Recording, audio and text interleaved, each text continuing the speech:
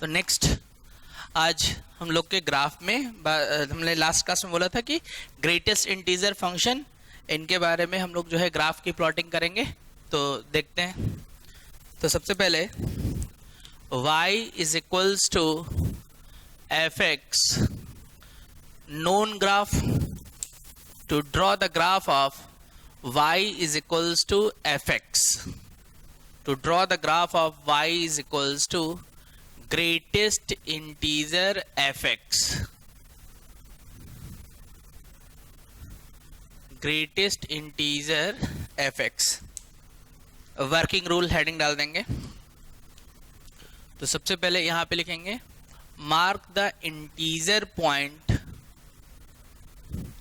On the y-axis. Mark the integer point on the y-axis. Then draw the horizontal line at the integer point on the y-axis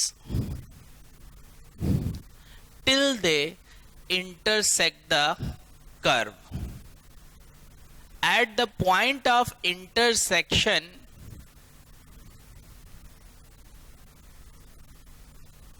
draw the vertical line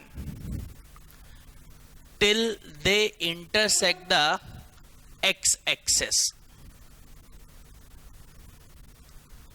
Till they intersect the x-axis.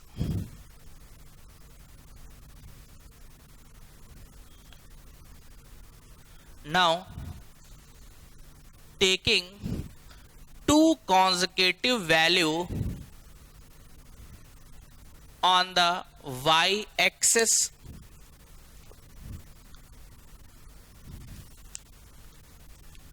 taking lowest integer, then draw the horizontal line till they intersect the right vertical line.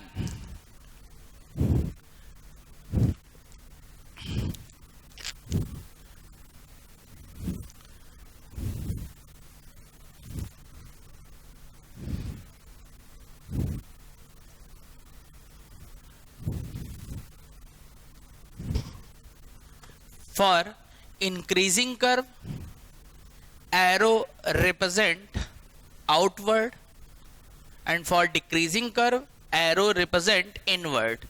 Arrow outward क्यों represent कर रहे हैं? क्योंकि greatest value को include नहीं करेगा, और जिस पॉइंट को हम लोग इंक्लूड नहीं करते वहां पे क्या रिप्रेजेंट करते हैं? एरो लगा देते हैं या फिर बबल बना देते हैं।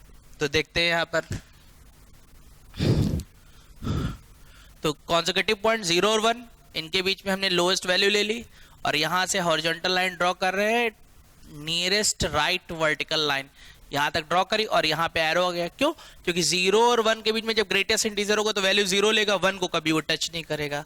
तो इसलिए ये एरो, क्योंकि 1 के करस्पॉन्डिंग ये x की वैल्यू आएगी, इसको कभी भी टच नहीं करेगा। सिमिलरली फिर 1 से 2 के बीच में, तो 1 से 2 के बीच में नियरेस्ट जो लोएस्ट वैल्यू आएगी वो ये है। अब यहां से फिर लाइन ड्रॉ करेंगे, ये राइट वर्टिकल लाइन हो गई, फिर यहाँ पे एरो। अब ये देखो ग्राफ आउटवर्ड है इसलिए एरो आउटवर्ड आ रहा है। अगर ग्राफ ये ग्राफ इंक्रीजिंग ग्राफ है इसलिए एरो आउटवर्ड आ गया। अगर डिक्रीजिंग होगा तो ग्राफ एरो कहाँ आ जाएगा? इनवर्ट आ जाएगा। फिर ये 0 और -1 के बीच में ग्राफ, तो यहां से जब लाइन ड्रॉ हुई तो ये आ जाएगा। अब नेक्स्ट उसके बाद फिर -1 और -2 के बीच में कंपेयर करेंगे, तो -1 और -2 के बीच में जो कंपेयर होगा तो फिर ये वैल्यू कहाँ जाएगी? लोएस्ट इंटीजर पॉइंट पे। तो यहां से ये पॉइंट आ गया। तो इस तरीके से हम लोग y equals to greatest integer fx के ग्राफ को प्लॉट कर सकते हैं। देखो ग्रेटेस्ट इंटीजर में भी बहुत से फॉर्मेट होंगे कि इनसाइड ग्रेटेस्ट आ जाए, y पे भी आ जाए, ठीक है। तो उन सब में जो ट्रांसफॉर्मेशन है तो वो तो बहुत है, लेकिन हम लोग जो ट्रांसफॉर्मेशन कर रहे हैं वो ही ट्रांसफॉर्मेशन के बारे में बात कर रहे हैं जो फ्रिक्वेंटली हमारे एडवांस में और मेंस में जिनका यूज होता है। जिनका यूज नहीं होता उनके बारे में हम कोई भी बात नहीं करेंगे। तो अब यहां से देखते हैं कुछ क्वेश्चन। तो लिखते हैं क्वेश्चन फर्स्ट। तो देखते हैं क्वेश्चन यहाँ पर। ग्रेटेस्ट इंटीजर जो है मेनली इसका यूज जो है हम लोग इंटीग्रेशन के लिए करते हैं। तो देखते हैं पहला question, integration 0 to 1.5 greatest integer x square. अब जो हम लोग की बात हुई थी सबसे पहले, तो हमें यहां पर y equals to x square का ग्राफ प्लॉट करना पड़ेगा। तो y equals to x square का ग्राफ प्लॉट करेंगे, तो देख लेते हैं। ग्रेटेस्ट इंटीजर फंक्शन के इंटीग्रेशन करने के दो तरीके होते हैं, एक जो एल्जेब्रिक मेथड होता है, दूसरा ये जो हम लोग का ग्राफिकल मेथड है। तो हम यहाँ पे चूंकि अभी ग्राफ से ही वर्कआउट कर रहे हैं, इसलिए सिर्फ और सिर्फ ग्राफ से ही सॉल्व करना सिखा रहे हैं। एल्जेब्रिक मेथड के बारे में हम कोई बात नहीं कर रहे हैं। तो ये y equals to x square का ग्राफ हो जाएगा। अब बात ये आएगी कि हमने यहाँ पे ट्रांसफॉर्मेशन जब हम लोग कर रहे थे, तो ये लाइन बोली थी mark the integer point on the y axis. तो इंटीजर पॉइंट मार्क करना है तो कितना करना है ये भी तो हमको पता होना चाहिए। तो हम लोग हमेशा ध्यान रखेंगे कि ये जो इंटीग्रेशन में लोअर लिमिट अपर लिमिट इनकी तरफ देखेंगे, और अगर x का वैल्यू 0 है तो y का वैल्यू भी क्या आ जाएगा 0। x का वैल्यू 1.5 है तो y का वैल्यू क्या आ जाएगा 1.5 होल ऑफ स्क्वायर मतलब 2.25, ये इसकी वैल्यू आ जाएगी। यानी कि जो इंटीजर पॉइंट मार्क होंगे वो सिर्फ y एक्सिस पे प्लस वाले होंगे, 0 1 2 और 2.25 इसके ऊपर आ जाएगा, ये आ जाएगा। अच्छा, अब जो हमारी डेफिनेशन बात हुई है कि mark the integer point on the y axis, then draw the horizontal line till they intersect the curve. अब जब हम हॉरिजॉन्टल लाइन ड्रॉ करेंगे तो हम राइट और लेफ्ट दोनों में कर सकते हैं, लेकिन क्योंकि मेरा इंडिकेशन 0 से लेके 1.5 यानी पॉजिटिव साइड है, इसलिए मैं सिर्फ पॉजिटिव साइड ही लाइनें ड्रॉ करूंगा, ये इस तरीके से। अब पॉजिटिव साइड ड्रॉ कर दी हमने। अब यहां पे at the point of intersection draw the vertical line till they intersect the x axis. अब एक्स एक्सिस पे मैं पॉइंट ऑफ इंटरसेक्शन निकालूंगा, तो एक्स एक्सिस पे वैल्यू कैसे निकलेगी, ये लाइन जो हमने ड्रॉ करी है बेटा, ये कौन सी लाइन है, y इक्वल टू 1। तो y इक्वल टू 1 को हम लोग, ये चूंकि ग्राफ किसका एक्स स्क्वायर का है, तो यहां पे वैल्यू पुट कर देंगे। तो y की जगह जैसे ही 1 पुट किया तो x का वैल्यू क्या आ गया प्लस माइनस। वो प्लस माइनस इसलिए आ रहा है क्योंकि एक पॉजिटिव साइड है और एक नेगेटिव साइड, तो नेगेटिव साइड हमें रिप्रेजेंट करने की कोई जरूरत नहीं है। अब फिर 2 से हम लोग ड्रॉ करेंगे। अब हमने 2 से ड्रॉ कर दिया तो y इक्वल टू 2 ये आ गया। सिमिलरली अब इससे भी x की वैल्यू निकालनी होगी।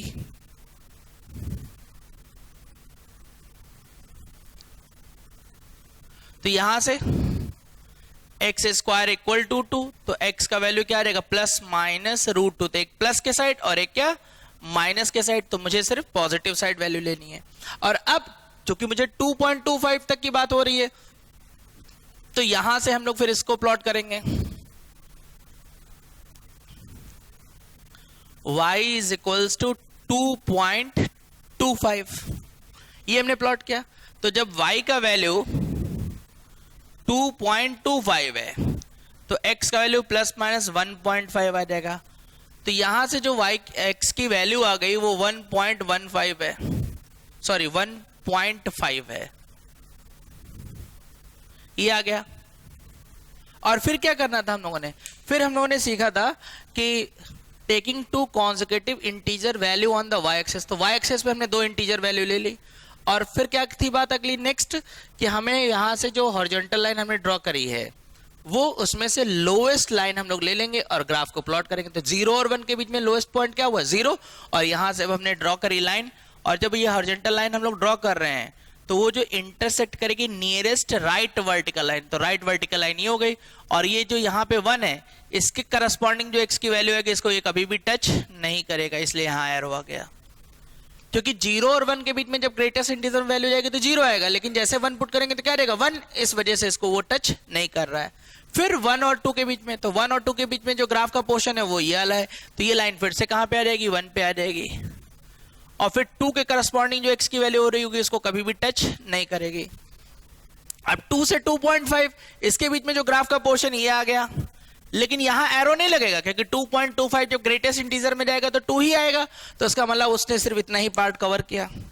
और अब यहां से हमेशा रेक्टेंगल जो बनेंगे वो छोटे छोटे क्या बन जाएंगे, ये सॉरी ग्रेटेस्ट इंटीजर जो होगा वो रेक्टेंगल के शेप में आएगा। अब चूंकि मुझे एरिया निकालना है तो एक ये पार्ट यहां पे कवर अप होगा, ये वाला पार्ट, और एक दूसरा पार्ट जो हम लोग का कवर अप हो रहा है रेक्टेंगल में वो ये हो रहा है।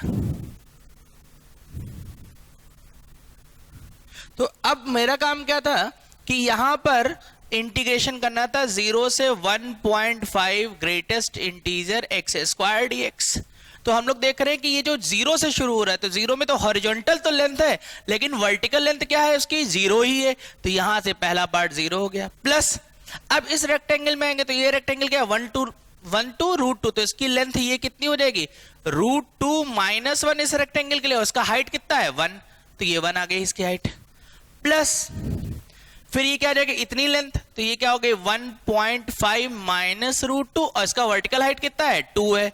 अब इसको सिंप्लीफाई कर देंगे तो √2 - 1 और ये 2 से मल्टीप्लाई हुआ तो 3 - 2 √2, तो फाइनली यहां से जो रिजल्ट आ गया 2 - √2। तो ये इस तरीके से हमारा फर्स्ट इंटीग्रेशन हुआ। अब नेक्स्ट क्वेश्चन, अगला क्वेश्चन देखते हैं। हाँ, तो नेक्स्ट हम लोग का जो क्वेश्चन है वो है integration 0 to infinity greatest integer 2e⁻ x where this bracket denotes the greatest integer function। तो सबसे पहले हम लोग यहाँ पे ग्राफ प्लॉट करते हैं इसका। तो यहाँ पे है क्या y = 2e⁻ x। अब e⁻ x का ग्राफ तो हम लोग को ऑलरेडी नोन है कि ये ग्राफ इस तरीके से हम लोग का चलता है। अब इसमें क्या हो जाएगा 2, तो यहाँ का पॉइंट 0,1 है, जैसे 2 से मल्टीप्लाई करेंगे तो ये 2 हाइट पे पहुंच जाएगा। तो यहां से सबसे पहले हम लोग इसका ग्राफ प्लॉट करते हैं।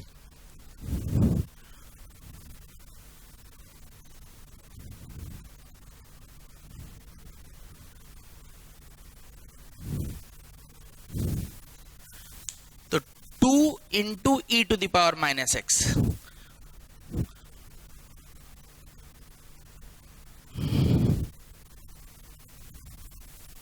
तो ये इस तरीके से इसका ग्राफ आएगा y = 2e⁻ x और ये पॉइंट 0,2, ये पॉइंट 0,1, ये तो पॉइंट 0 है तो ही। तो फिर वही डेफिनेशन जैसे चलेगी, क्या mark the integer point on the y axis, ये तो ऑलरेडी मेंशन ही है। अब लिमिट यहाँ पे क्या है 0 to infinity, तो मुझे ग्राफ जो देखना है 0 से इन्फिनिटी इधर देखना है। इंटीग्रेशन में जो लिमिट dx है तो ये लिमिट किसकी ट्रीट होगी x की, तो यानी x जो चलेगा वो 0 से इन्फिनिटी आएगा। अब हमने यहाँ पे पॉइंट जब मार्क किए ये आ गया,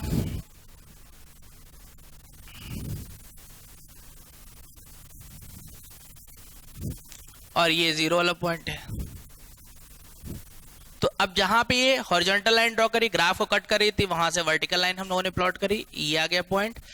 और ये जो लाइन है ये किसकी y = 1 की, तो यहां से x की वैल्यू को हम लोग कैलकुलेट करते हैं। तो 2e⁻ x इस पॉइंट ऑफ इंटरसेक्शन में, यहाँ y का वैल्यू 1 है और दूसरा y का वैल्यू क्या है दिस है।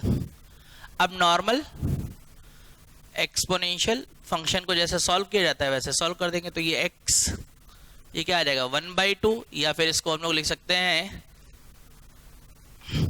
-x = log 2⁻⁻1। तो फाइनली यहां से x का वैल्यू क्या हो गया log 2। तो ये जो पॉइंट आ जाएगा ये क्या आ जाएगा log 2 आ जाएगा। और जो 1 और 2 के बीच में पोर्शन है वो तो ये है, यहाँ ऑलरेडी इंटरसेक्शन है तो ये स्टैंडर्ड पॉइंट है, इसलिए मुझे कुछ एक्स्ट्रा सॉल्व करने की जरूरत नहीं हुई। अब यहां से ग्राफ प्लॉट करते हैं, ब्रैकेट से मैं ग्राफ प्लॉट करता हूं। तो 0 और 1 के बीच में जो पोर्शन है वो ये वाला पार्ट का है ग्राफ का, तो 0 और 1 के बीच के पोर्शन का जो ग्राफ है वो कहां आ जाएगा सीधे 0 पे आ जाएगा। और अब ये कहां तक चलता चला जाएगा इन्फिनिटी तक चलता जाएगा। और 1 और 2 के बीच के जो पोर्शन है ग्राफ का वो कहां आ जाएगा सीधे 1 पे आ जाएगा। और जो नियरेस्ट राइट वर्टिकल लाइन है उसको वो टच नहीं करेगा। तो फाइनली यहां से ये सिर्फ इतना ही पोर्शन हम लोग को दिख रहा है। अब इंटीग्रेशन करना है तो देखते हैं, हमने बताया कि ग्रेटेस्ट इंटीजर है तो हमेशा रेक्टेंगल बनाएगा। तो यहां से इस रेक्टेंगल के एरिया को हम लोग कैलकुलेट कर देंगे। तो integration 0 to infinity to e to the power minus x dx equal to, ये इसका जो है पोर्शन ये आ गया। तो यहां से अब हम लोग इसका एरिया कैलकुलेट कर लेते हैं। तो यहां से बेस जो हो गया वो कितना हो गया, ये तो log 2 हो गया, और इसका हाइट कितना हो गया, ये 1 हो गया। तो ये इक्वल टू log 2 इंटू 1, तो फाइनली इसका आंसर क्या आ गया, log 2। नेक्स्ट फिर अगला क्वेश्चन तो देखते हैं अगला क्वेश्चन। तो integration 0 to pi greatest integer 2 sin x dx। तो अब इसके ग्राफ को प्लॉट करते हैं।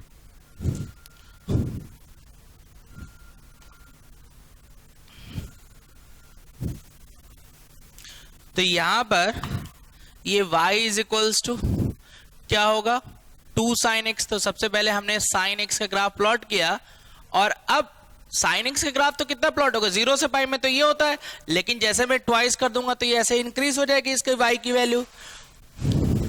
तो यहां पर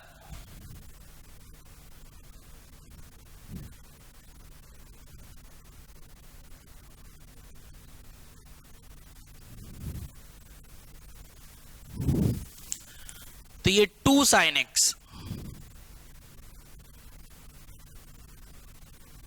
ये आ गया, तो ये 0 हो गया।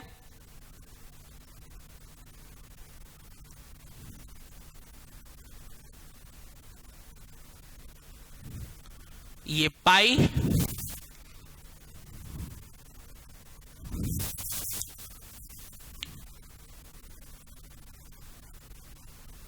और ये पॉइंट पाई बाई 2। और अब चूंकि ये 2 sin x का ग्राफ है, तो इसकी जो हाईएस्ट वैल्यू है वो क्या है, 2 है।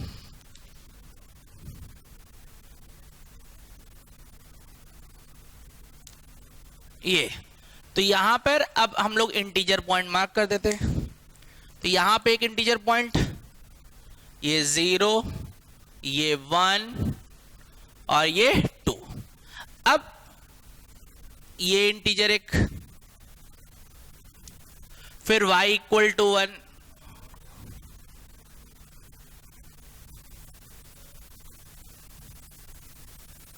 और ये y इक्वल टू 2 यहां पे आ गया। अब वही पुरानी डेफिनेशन कि जहां पर ये इंटरसेक्शन हुआ है वहां से वर्टिकल लाइन ड्रॉ कर दी जाएगी। कब तक, जब तक वो x एक्सेस को ना कट कर दिया है। यहां पे कट कर रहा है और एक यहां पे कट कर रहा है, ये हो गया। और अब यहां से इसका पॉइंट ऑफ इंटरसेक्शन निकाल देंगे। तो ये क्या आ जाएगा, 2 sin x इक्वल टू 1। तो sin x इक्वल टू 1/2। तो एक तो वैल्यू आ गई 30 डिग्री, और ये दूसरी वैल्यू क्या है, पाई माइनस पाई बाई 6, मतलब कि 5 पाई बाई 6। भाई पाई के पीछे है ना ये वैल्यू। तो यहां से जो रिजल्ट आया ये आ गया पॉइंट पाई बाई 6, और ये पॉइंट क्या आ गया, 5 पाई बाई 6। और अब ये जो पॉइंट है ये पॉइंट क्या है, पाई बाई 2। क्योंकि इसमें सिंप्लीफाई करने की जरूरत ही नहीं है, बिल्कुल पीक पॉइंट पे टच करेगा। अब हम लोग यहां से ग्राफ प्लॉट करते हैं। तो यहां से जब 0 और 1 के बीच में चलेगा तो ग्राफ कहां आ जाएगा, नीचे आ जाएगा। ये आ गया। अब 0 और 1 के बीच में इधर भी ग्राफ है और इधर भी ग्राफ है, तो ये आ गया। लेकिन तुरंत हमारे दिमाग में बात आएगी, क्या बात आएगी कि 0 और 1 यानी कि 1 के करस्पॉन्डिंग जो वैल्यू उसको कभी टच नहीं करेगा। तो इसका यहां एरो आ गया। अब यहां देखो, इस 1 के करस्पॉन्डिंग जो वैल्यू आ रही है वो ये आ रही है, इसलिए टच नहीं करेगा। तो ये बात हमें भाषा में ध्यान रहे, इसलिए मैंने सीधे एक बात बता दी थी, क्या कि for increasing curve arrow outward और for decreasing curve arrow inward. अब उसके बाद 1 और 2 के बीच में पोर्शन चलेगा। तो 1 और 2 के बीच में जब पोर्शन चलेगा तो ठीक 1 और 2 के बीच का जो ग्राफ होगा 1 पे आएगा। तो ये मैंने यहां पे बना दिया। अब 1 और 2 के बीच में ये पूरा पोर्शन ऐसे इस तरीके से आ जाएगा। लेकिन अगर मैं इस तरीके से इसको बना देता हूं तो यहां पे थोड़ी सी गलती है। क्यों गलती है? क्योंकि 1 और 2 के बीच का जो ग्राफ होगा वो 1 पे आएगा, यानी एग्जैक्ट 2 वाला पॉइंट नहीं आएगा, यानी कि ये ग्राफ यहां से ज्वाइन नहीं होगा। एग्जैक्टली 90 पे वैल्यू क्या देगा? 2, तो ये इस तरीके से यहां पॉइंट आएगा।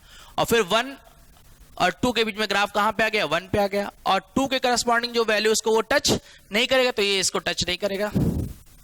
फिर ऐसे इधर वाले पोर्शन में भी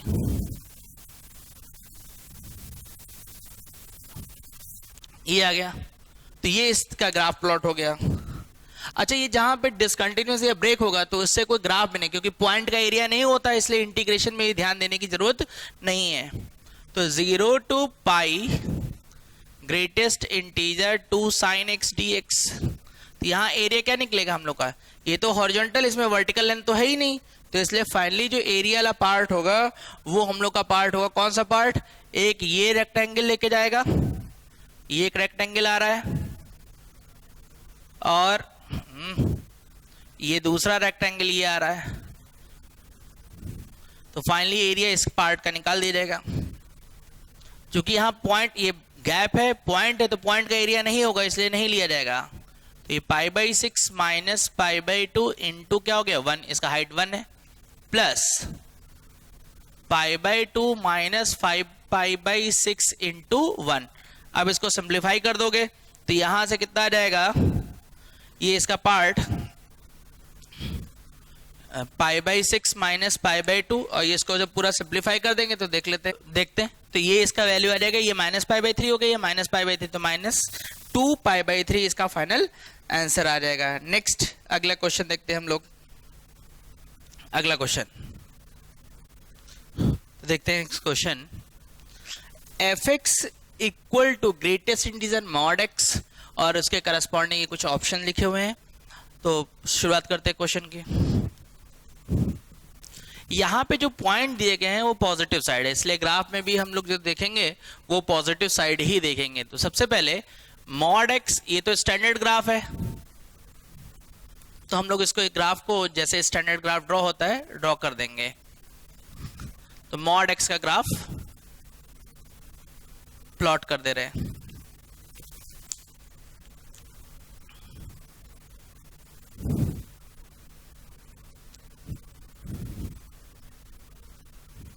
तो ये y is equals to mod x, और फिर वही डेफिनेशन की mark the integer point on the y axis. तो हम लोग y एक्सेस पे इंटीजर पॉइंट को मार्क कर देते हैं 0, 1, 2, 3, बस इसी से हम लोग आइडिया लगा लेंगे। और अब देन यहां से हॉरिजॉन्टल लाइन ड्रॉ कर देंगे।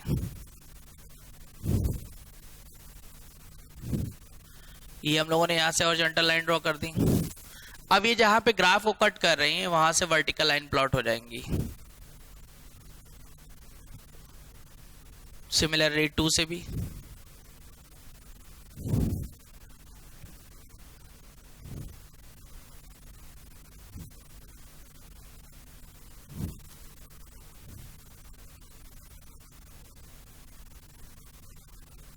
ये आ गए, और 3 से भी।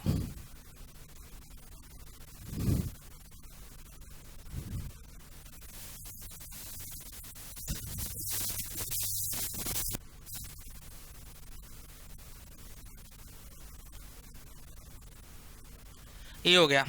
तो यहां पर इधर जो प्लॉट होता है ये क्या है? y इक्वल टू एक्स है, ये y इक्वल टू क्या है? Minus x. नेगेटिव साइड नहीं जाएंगे, हम सिर्फ ग्राफ में पॉजिटिव साइड से मतलब है।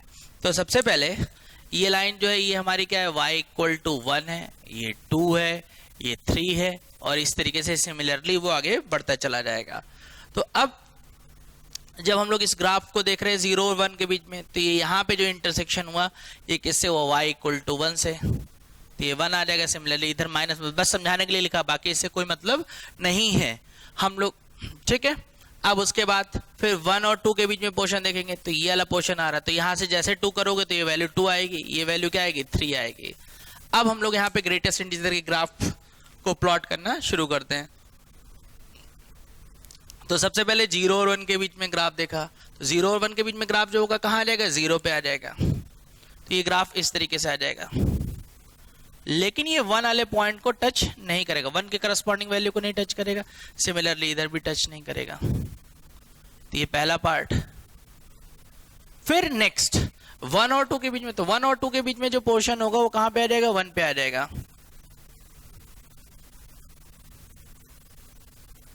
तो 2 और 3 के बीच में जो वो कहां पे आ जाएगा, 2 पे आएगा। ये आ जाएगा। फिर सिमिलर 3 और 4 के बीच में 3 पे आएगा। तो इस तरीके से बनता हुआ चला जाएगा। और अब हम लोग देख रहे हैं कि ये जो है हम लोग के ये रेक्टेंगल बनते चले जा रहे हैं। तो एक रेक्टेंगल, एक रेक्टेंगल, एक ये रेक्टेंगल बन गया है, फिर ये रेक्टेंगल, और सिमिलरली ये आगे बढ़ता चला जाएगा। तो अब हम लोग का पहला पॉइंट, तो उसने क्या बोला, f x is discontinuous at 0 1 2 3। नहीं, 1 2 3 ये जो पॉइंट है इनमें डिसकंटिन्यूअस है, लेकिन 0 पे ये ब्रेक नहीं हो रहा है, तो 0 पे कंटिन्यूअस हो गया। तो इस वजह से ये पॉइंट हम लोग का क्या हो गया, गलत हो गया। F x is not differentiable eight 100 and 200। तो चलो आइडिया लगाते हैं। तो 1 2 3 यानी कि ये देख रहे हैं नेचुरल नंबर जो हो रहे हैं उनमें ब्रेक हो रहा है। तो ऐसे 4 5 6 7 8 आगे पढ़ के हमारे पास 100 200 भी पड़ेगा। तो इसका मतलब कि ये नॉट डिफरेंशिएबल होगा 100 और 200 पे। अब उसके बाद यहाँ पे आ रहा है इंटीग्रेशन वाली बात। तो इंटीग्रेशन देख लेते हैं हम लोग। तो इंटीग्रेशन हमें कहां से कहां तक चाहिए, 0 से लेके 100 तक। तो 0 से 100 तक जब जाएगा ये कैसे चलेगा, 0 to 100 f x d x equal to, तो यहां पे देख रहे हैं सबकी बेस लेंथ तो सेम है, ये कितनी है 1 यूनिट 1 यूनिट, और वर्टिकल हाइट क्या है, अलग अलग है। तो पहला 1 फिर 0 आ गया, फिर 1 से 2 के बीच में 1 और वर्टिकल हाइट क्या 1, फिर नेक्स्ट 2 और 3 के बीच में, तो लेंथ कितनी है 1 लेकिन हाइट 2 हो गई। फिर ऐसे ही अगर 3 और 4 के बीच में मैं चलता तो क्या होता, नीचे हाइट तो 1 होती, 3 और 4 के बीच में वर्टिकल हाइट क्या आ जाती 3। तो क्या ऑब्जर्व किया कि 2 और 3 है, तो जो हाईएस्ट वैल्यू तो ये 2 लेके जा रहा है, जैसे 3 और 4 होता तो 3 लेके जाता। तो इसका मतलब कि जब मुझे 100 तक जाना है तो ये पूरा रिजल्ट जो होता है ये ऐसे चलते जाता और लास्ट में क्या जाता 1 into 99 तक चला जाता। और अब ये जो वैल्यू आ गई ये क्या हो गई 1 प्लस 2 प्लस 3, और ये क्या हो गया sum of first n natural number. तो इसका फॉर्मूला हम लोग को पता है n into n plus 1/2। तो ये 100/2, तो ये 50 आ गया, 5 4 और ये 0, तो यानी 4950। तो यानी कि ये इसका सी ऑप्शन भी करेक्ट है। तो ये था हम लोग का नेक्स्ट क्वेश्चन। इसके बाद फिर एक और क्वेश्चन देखते हैं। तो next question, f x equals to greatest integer sine x whole to the power 99 और उसके करस्पॉन्डिंग कुछ ऑप्शन लिखे हैं। सबसे पहले अब साइन है पावर 99, तो पावर यहाँ पर साइन एक्स का ग्राफ तो हम लोग को ऑलरेडी नोन है कि ये ग्राफ ऐसे चलता है। ग्राफ प्लॉट कहाँ करना है, देखो 0 से 2 पाई में इंटीग्रेशन की बात हो रही है, π/2 पाई प्लस, तो यानी कि मेरा ग्राफ इसी से काम बन जाएगा 0 से 2 पाई के अंदर। अब यहाँ पे ये ग्राफ ये तो आ गया। अब पावर यहाँ 99 यानी पावर ऑड है, और पावर ऑड होने की वजह से इसके ग्राफ में कोई इफेक्ट नहीं पड़ेगा, बस थोड़ा सा कंप्रेस होगा कहाँ जहां पे वैल्यू 0 और 1 के बीच में, तो थोड़ा दब जाएगा। लेकिन अल्टीमेटली ये हम लोग को सिंगल ग्राफ है इसलिए बहुत ज्यादा इसमें दिमाग लगाने की कोई जरूरत नहीं है, क्योंकि अगर यहाँ पे 2-3 ग्राफ होते तो कंपेयर करते समय हमें ये भी देखना पड़ता कि इसका शेप कैसे जा रहा है। क्योंकि सिंगल ग्राफ है इसलिए ऐसे ही हम लोग काम कर लेंगे। 0 से 2 पाई में सोचना है, तो ये 0, ये 0 हो गया, ये पाई हो गया, ये 2 पाई हो गया। और अब यहां से पावर 99 है तो वैल्यू में कोई चेंज नहीं हो रहा है अभी, ये तो -1 है,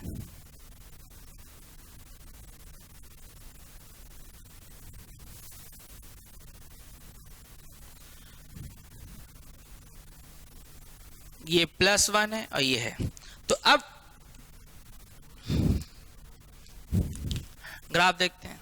ये पॉइंट हम लोग का क्या है π/2, ये पॉइंट जो है 3π/2। अब ग्राफ प्लॉट करते हैं। तो greatest integer sin x to the power 99। अब 0 और 1 के बीच में जो ग्राफ होगा वो सीधे कहां जाएगा, 0 पे आ जाएगा, और एग्जैक्टली 90 में 1 है तो इसलिए यहां पे एक पॉइंट रख जाएगा और फिर इसको टच नहीं करेगा। ये वही पुरानी कैलकुलेशन, फिर इस तरीके से इधर आ जाएगा। और अब -1 और 0 के बीच में कहीं भी ग्राफ देखें तो अल्टीमेटली कहां आ जाएगा, -1 पे। तो ये यहां से यहां तक ऐसे ही ग्राफ आ जाएगा। और पाई और 2π के करस्पॉन्डिंग ये ग्राफ क्या होगा, ये इस तरीके से रहा।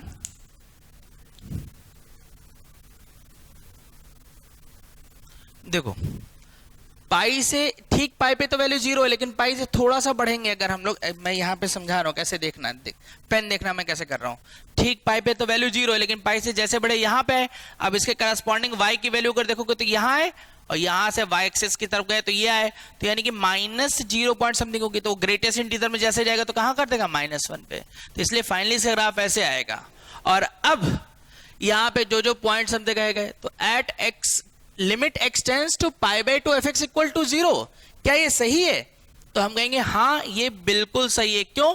क्योंकि limit at the point value नहीं है, उसके राइट नेबरहुड और लेफ्ट नेबरहुड की बात हो रही है। और जब हम राइट नेबरहुड और लेफ्ट नेबरहुड में देखेंगे तो π/2 से थोड़ा सा जैसे आगे बढ़े तो y का वैल्यू 0, और π/2 से थोड़ा सा पीछे बढ़े तो y का वैल्यू क्या है, 0। यानी कि राइट हैंड लिमिट और लेफ्ट हैंड लिमिट की वैल्यू क्या हो गई, सेम हो गई। इसका मतलब कि इसकी वैल्यू क्या हो गई, 0। अब उसके बाद बी ऑप्शन में बोला limit extends to pi plus, तो ठीक पाई पे तो वैल्यू 0 है, लेकिन अभी मैं समझा रहा था जैसे पाई से थोड़ा आगे बढ़े तो यहां है, और यहां से जब हम गए तो हम देख रहे हैं यहां पे है, और ये वैल्यू जो है -0 पॉइंट समथिंग, और ग्रेटेस्ट इंटीजर में जैसे गई तो कहां पहुंच गए, -1। तो इसलिए ये ऑप्शन भी इसका करेक्ट होगा। और अब इंटीग्रेशन है 0 से 2π fx dx, तो मुझे अब एरिया निकालना पड़ेगा। तो यहां पे एरिया क्या हो रहा है, ये तो x एक्सिस के अपवर्ड जब हम देख रहे हैं तो सिर्फ हॉरिजॉन्टल लाइन है, वर्टिकल तो है नहीं, और पॉइंट का तो एरिया आएगा नहीं। तो फाइनली एग्जैक्टली हम लोग को ग्राफ कैसे दिख रहा है, ये ऐसे दिख रहा है। देखो मैं हटाए दे रहा हूं यहां से, ये इसका ग्रेटेस्ट इंटीजर का ग्राफ यहां पे आ रहा है।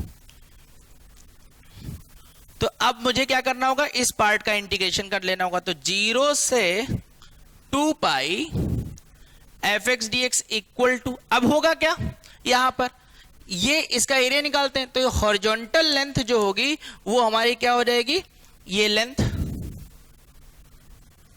2π - π, ये हॉरिजॉन्टल लेंथ होगी। वर्टिकल लेंथ क्या हो गई, 1, लेकिन वर्टिकल लेंथ 1 हो गई। लेकिन हमने एक शुरुआत में एक बात बताई थी, ग्राफ में जब इंटीग्रेशन कर रहे हैं तो x एक्सिस के डाउनवर्ड है, तो पूरा एरिया लिख जाने के बाद उसके आगे माइनस साइन लगाना कंपलसरी है। लेंथ हमेशा प्लस में ही लेंगे। ये कोई कहते कि नहीं मैं सीधे -1 रख रहा हूं तो हम गलत सोच रहे हैं।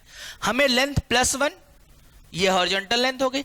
अब देखा कि ये ग्राफ x एक्सिस के डाउनवर्ड है, और चूंकि ये x एक्सिस के डाउनवर्ड है तो इस वजह से चूंकि मैं इंटीग्रेशन कर रहा हूं तो उस पूरी वैल्यू के आगे यानी एरिया लिख लेने के बाद उसके आगे क्या लग जाएगा, माइनस। इसलिए इसका आंसर क्या हो जाएगा, -π। ये हो गया इसका आंसर। अब हमसे पूछा गया है fx is periodic with period 2π, तो हम लिख रहे हैं 0 से 2π में ग्राफ ऐसे आया, और उसके बाद फिर ये 2π के बाद ग्राफ क्या होता है, ऐसे जाएगा। 2π के बाद ये फिर से ऐसा इसका शेप बनना शुरू हो जाएगा, तो फिर से ये ऐसे ही प्लॉट होगा। तो यहां पर हमने जो शुरुआती पीरियड में भी बात करी थी, अगर fx पीरियोडिक है तो ग्रेटेस्ट इंटीजर fx भी पीरियोडिक होगा। अगर fx का पीरियड t है तो इसका भी पीरियड क्या होगा, t ही होगा। तो इसका मतलब fx भी जो होगा पीरियोडिक होगा, और विद पीरियड क्या होगा, 2π। तो ये हो गया हम लोग का नेक्स्ट क्वेश्चन। अब बात यहां पे कंप्लीट हो गई।